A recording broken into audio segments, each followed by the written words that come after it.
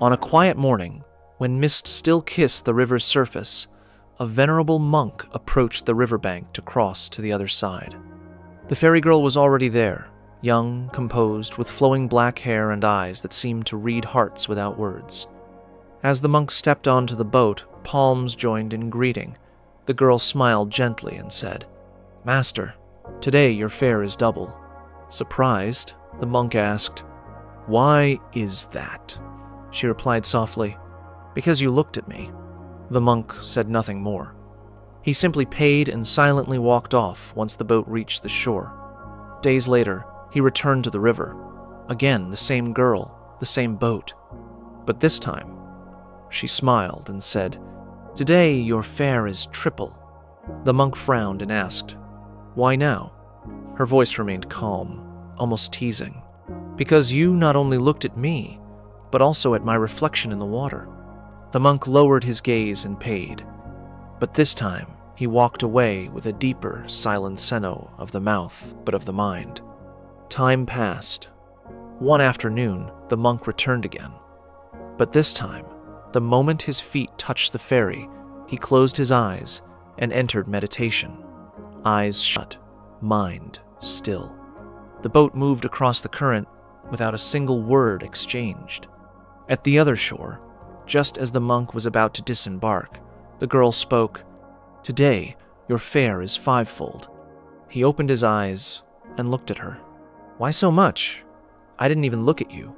She smiled gently, her eyes soft but piercing. "Yes, you didn't look with your eyes, but your mind never stopped thinking of me." For the first time, the monk did not answer. He simply bowed his head, because deep within, he knew she was right. Seasons changed, and one day, the monk came to the ferry again. But something was different. He looked at her, not with avoidance, nor with longing, but with stillness, with clarity, with peace. And she, too, returned the gaze, not with playfulness, but with a calm understanding. When the boat reached the other side, the monk smiled and asked, "And today, how much shall I pay you?" The girl bowed slightly and said, "Today, I shall take you across for free." He blinked, puzzled. "Why?" She looked into his eyes, clear as the river beneath them, and answered, "Because this time, you truly saw me, but your heart no longer held on to me. There was no desire, only presence, only peace."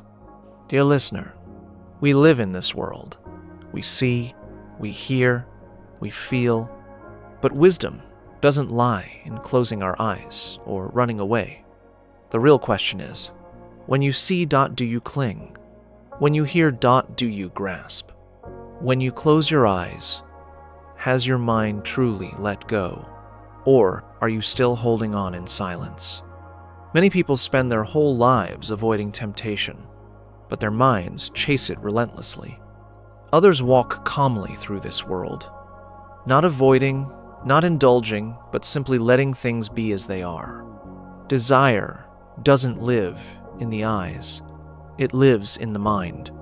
When the mind is free, everything becomes clear. But when the mind clings, even a single breeze can stir a storm. If this story touched something within you, consider sharing it with someone who may need to hear it. And don't forget to subscribe to Golden Bell Dharma, where small stories reveal great truths. Because when the mind is truly still, even with your eyes wide open, you see nothing but peace.